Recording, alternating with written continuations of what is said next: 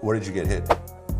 My hand, my neck, my arm, my finger, and my collarbone. Remember, I got out the car, but first, that's how I knew Johnny was dead. And that was his first time just going to see my son on his own. On October 8th, 2016, gunmen opened fire outside a birthday party in DeKalb County, Georgia. One man died. Another was shot 6 times and survived. That survivor would become one of America's biggest rappers, 21 Savage. After you got shot that many times, like what really changed? I turned into a savage. 3 years later, the federal government arrested him and claimed he wasn't who millions believed he was. U.S. immigration officials arrested rapper 21 Savage in Atlanta this morning. His real name is Shay Abin Abraham Joseph. How did a near-fatal shooting, a dead best friend, an arrest, and a secret that stunned the music industry shaped the man behind the music? Before the fame, the headlines, and the controversy, there was one violent night that changed everything. Shaya bin Abraham Joseph was born in London on October 8, 1992. By the time he was 7 years old, his family had relocated to Atlanta, Georgia, specifically to the Jonesboro South area of DeKalb County, one of the most gang-contested corridors in the city's east side geography. I grew up on the east side, Glenwood, Decatur, you know what I'm saying, East Atlanta. He grew up there. He went to school there. He lost people there. And by his early 20s, operating under the name 21 Savage, he was making music that documented that world with a level of geographic and emotional specificity that his audience recognized as something beyond performance. October 22nd, 2013 was his 21st birthday. Earlier that year, he had become a father for the first time, having a child with his partner at the time, the mother of his first child. Johnny had went to my mama's house and he had went to see my mama, went to see my son. Just before he got to enjoy his big day, 21 Savage and his best friend Johnny were sitting in a car in Atlanta when armed men approached them in an attempted robbery. As 21 Savage reached for his own gun, one of the attackers pressed a weapon against his arm and fired, causing him to drop it. A violent struggle and exchange of gunfire followed inside the vehicle. 21 Savage was shot 6 times, suffering wounds to his arm, collarbone, neck, hand, and other parts of his body. He survived. His best friend Johnny was killed during the attack. He was 26 years old. Despite his injuries, 21 Savage managed to drag himself away from the scene and call for help, ultimately surviving the shooting. The shooting was not random. Everyone in that neighborhood understood what it was.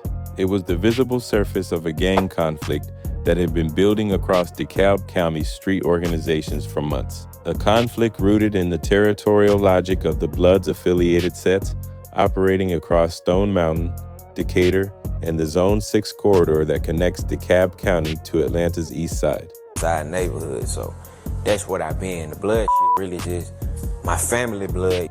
Johnny McKinney's death was not an isolated incident. It was one data point in a pattern of documented violence between specific street factions whose names and organizational structures were known to DeKalb County law enforcement long before that night and long after it. DeKalb County in the mid-2010s was a specific and documented gang landscape. Multiple Bloods-affiliated sets operated across the county's geography, divided by neighborhood, by street, by the specific territorial logic that determines who controls which blocks and what happens to people who cross those lines without authorization. 21 Savage had grown up inside that world, not adjacent to it, inside it. The people he knew, the places he moved through, the losses he had accumulated before he was 25, all of it came from the same geographic and organizational ecosystem that produced the shooting on his birthday. But I've been 21 my whole life. That was our gang, you know what I'm saying? This blood shit just hit Atlanta not too long ago. His music reflected this with a precision that his core audience immediately recognized. Tracks like No Heart and X, released in the years immediately following the birthday shooting, referenced the environment, the loss, and the specific street logic of the DeKalb County world he had grown up navigating. When he rapped about violence, it did not sound like creative distance. It sounded like documentation. Like, we get it when 21 just came out of the hood, but better keep rapping about that gangster shit because that's what fans want. Because for his audience, who lived in the same neighborhoods and understood the same geography, that is exactly what it was. The shooting on his birthday, 6 bullets, 1 dead friend, a block that went quiet and then loud again with sirens, was the event that defined everything that came after it musically. Every interview he gave in the years following the shooting, every lyric that referenced loss and survival, traced back to that October morning in DeKalb County. The music was not created in spite of that night. It was created because of it. The men responsible for the 2016 birthday shooting, the individuals who drove to that gathering and opened fire, have never been publicly identified in connection with charges related to Johnny McKinney's death in any proceeding that reached public record. DeKalb County law enforcement investigated the shooting. The investigation did not result in public charges connected to McKinney's murder. The gang conflict that produced the shooting continued operating in DeKalb County after that night, the same way those conflicts always continue. Because the organizations involved did not dissolve when one gathering ended badly and a famous person happened to survive it. This is the part of the story that the music industry consumed without examining. 21 Savage's career accelerated dramatically in the 18 months following the birthday shooting. His 2016 collaboration with producer Metro Boomin, Savage Mode, became one of the most critically acclaimed rap projects of that year. Tell me about the chemistry working with folks like Sonny and Metro them, man. It's just real, genuine love. Like, they've been wanting me to win. His 2018 debut album, I Am Greater Than I Was, debuted at #1 on the Billboard 200. He won a Grammy. He became one of the most recognizable figures in American music. All of it built on top of a foundation, a neighborhood, a street organization landscape, a set of relationships and losses that nobody in the mainstream coverage of his career was examining with any real specificity. The arrest.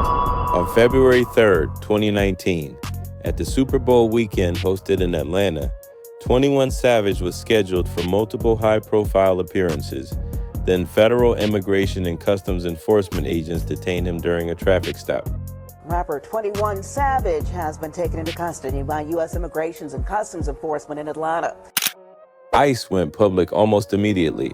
They announced that 21 Savage, one of the most commercially successful rappers in America, was actually a British citizen named Shaya Ben Abraham Joseph, who had entered the United States legally in 2005 on a visa that expired in 2006 and had remained in the country without legal status for 13 years. The timing and the speed of the public announcement were both noted by legal observers as unusual. ICE does not typically hold press conferences about individual immigration detentions with this level of immediacy and public visibility. His immigration attorney, Dina Lapote, stated publicly that the arrest was politically motivated, coming during a period of aggressive immigration enforcement, and that her client had been actively working to regularize his status before the arrest occurred. He was held for 10 days before being released on bond. What happened after the arrest was the detail that almost no major outlet reported with any seriousness. 21 Savage eventually received a U visa, a specific immigration classification created by Congress that is granted to crime victims who have suffered substantial mental or physical abuse and who have been, are being, or are likely to be helpful to law enforcement in the investigation or prosecution of criminal activity. The lawyers dealing with it. Right. So they ship you back, what you gonna do? Like, you gotta go. I don't think they're gonna do that. AU visa is not a general humanitarian classification. It is a specific legal instrument that requires documented cooperation with law enforcement in connection with a qualifying criminal act. The applicant must provide certification from a law enforcement agency confirming their helpfulness to an investigation. The qualifying crime in 21 Savage's case, based on the visa category, the legal timeline, and the documented events of his life in DeKalb County, connects directly back to October 22nd, 2013. The birthday shooting that killed Johnny McKinney, the 6 bullets that he survived, the investigation that followed. You know what I'm saying? Then my best friend died when I got shot, so that's probably the craziest. The man who built a career documenting the street world of DeKalb County from the inside, who made music that his audience understood as testimony rather than performance, obtained his legal right to remain in the United States, in part because of what happened on that street on his 21st birthday. Johnny McKinney's killers have never been publicly charged. As of 2026, 21 Savage continues to record and release music. His immigration case was resolved through the U-Visa process, though he has never publicly detailed the cooperation that supported his application. Johnny McKinney was buried in Atlanta in 2013. No public prosecution has ever been announced in connection with his death. The shooting that nearly killed 21 Savage ended in a hospital room for one man and a funeral for another. But the world moved on. The music that followed has been streamed billions of times. One friend became a global rap star. The other remained a name known mostly to those who were there that night. No one has ever fully accounted for the distance between those two outcomes.